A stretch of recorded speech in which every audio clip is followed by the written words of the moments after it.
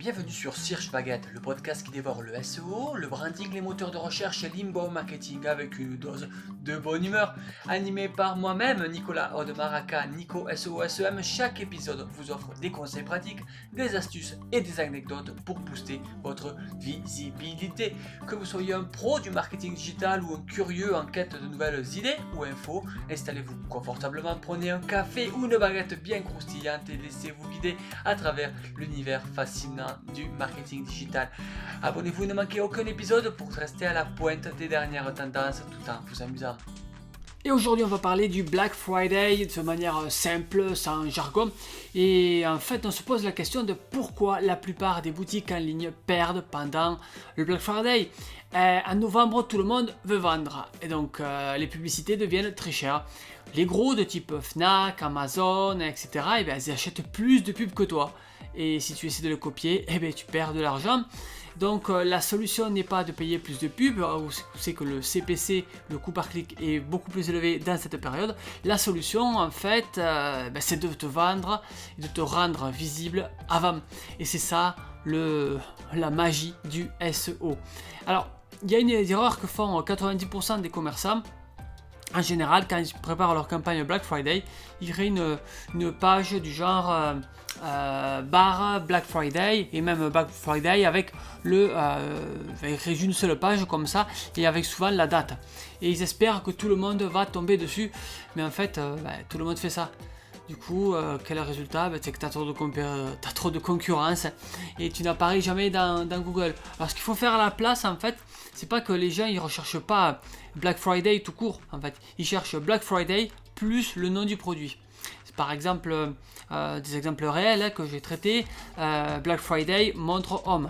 Black Friday casque gaming. Black Friday sneaker Adidas. Black Friday aspirateur Dyson. Enfin, tu vois le truc. Donc il te faut créer plusieurs pages, créer plusieurs pages par produit ou catégorie, comme par exemple, tu vas faire Black Friday Dyson, par exemple ton nom de domaine, barre Black Friday Dyson modèle 11, ton nom de domaine, barre Black Friday Dyson modèle 11 pour animaux. Enfin, je sais pas, je connais pas spécifiquement les Dyson de tel modèle. Mais bon, c'est ça que je veux te dire. En fait, si tu veux, il faut être très précis. C'est ce qu'on appelle en fait de la concaténation. D'accord? Plus c'est précis, plus la personne a envie d'acheter parce que tu parles de ce produit-là. Et puis la concurrence est moins forte en fait.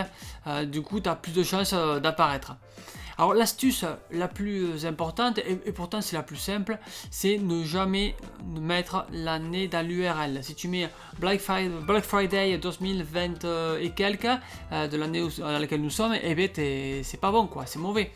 Si ce qui serait bon, ça serait donc du coup par exemple barre aspirateur Black Friday et ensuite Black Friday dans cette même catégorie Black Friday Dyson par exemple. En fait, pourquoi il faut faire comme ça? Parce qu'en fait chaque année Google va mieux reconnaître ta page. Elle va devenir plus forte, plus visible et plus fiable. Tu construis ton avantage année après année, quoi, tu comprends. Alors, ce qu'il te faut mettre sur ces pages, en fait, t'as pas besoin d'écrire un roman, hein. Tu mets tes produits, photos, prix, conditions de livraison, retour. En fait, les gens ont peur de se tromper, hein, comme d'habitude, moyen de paiement, même si maintenant c'est plus trop le cas. Mais bon, tu mets aussi quelques questions fréquentes, les FAQ, c'est quand le Black Friday, il y aura des codes promo, puis-je retourner un produit s'il me plaît pas, voilà. En fait, ce qu'il te faut faire, surtout, c'est avant que se passe le jour du Black Friday, c'est une inscription avec une box qui te permet de t'inscrire à une liste VIP Black Friday. Et comme ça, tu récupères les mails. Parce que les gens, en fait, ils commencent à chercher, on le voit dans les études de mots-clés, dès fin octobre, mais ils achètent plus tard. Donc ça vaut le coup de capter les emails pour comme ça, grâce à l'email marketing qu'on peut faire ensuite, on a un lead qui est chaud. Alors ce qu'il faut faire, il y a plein d'autres choses à faire et c'est pour ça que je t'invite à rejoindre, à lire, à mettre sur Google Nico SEO SEM Black Friday, et ou sinon Nico SOSEM contact, et tu me joins et on peut travailler ensemble. En fait, moi j'aimerais, comme avant de te dire au revoir, savoir qu'est-ce que tu vends, hein, que tu montres ce que tu vends déjà, et comme ça je pourrai en parler. Mais alors, petit résumé quand même avant de partir. Les boutiques qui perdent, qu'est-ce qu'elles font? Elles créent une seule page. Et donc, celles qui gagnent, elles créent plusieurs pages par produit. Celles qui perdent, elles font quoi? Elles commencent en novembre. Et celles qui réussissent, qui gagnent, elles commencent vraiment beaucoup à l'avance. Les boutiques qui perdent, elles font quoi? Elles suppriment les pages après. Et alors que celles qui gagnent, elles les conservent et les améliorent. Et les boutiques qui perdent aussi, qu'est-ce qu'elles font? Elles dépensent plus de pubs, alors que celles qui gagnent attirent plus de trafic. Donc voilà, t'as pas besoin d'être Amazon pour gagner, t'as besoin d'être un peu plus malin, de prendre à l'avance avec les bonnes pages, et avec un petit truc que je pourrais te révéler si tu me contactes.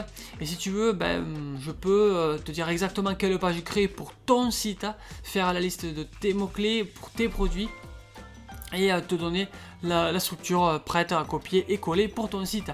Dis-moi simplement ce que tu vends, et on se retrouve sur nicososem.com/contact, et je te répondrai dans les plus brefs délais. Et voilà, c'est déjà la fin de cet épisode. J'espère que tu as pris autant de plaisir à l'écouter que j'ai eu à le préparer. Si tu as aimé, n'hésite pas à le partager. Cet épisode, vas-y, sois généreux. Partage-le avec tes amis, avec tes collègues, même ta famille, même si elle ne comprend pas tout ce que tu lui dis quand tu lui parles. En tout cas, laisse-moi un commentaire pour me dire ce que tu en as pensé. Ça peut m'aider à m'améliorer et à t'offrir du contenu toujours plus pertinent. Bien sûr, abonne-toi et laisse un petit like, ça fait toujours plaisir et ça aide le podcast à se faire connaître. Allez, on se retrouve très vite pour un nouvel épisode de Cherche Baguette. Ce sera toujours pareil, plein de conseils, d'astuces et de bonne humeur. À bientôt, prenez soin de vous, prenez soin de toi et de ce que tu aimes. Allez, ciao ciao, à plus.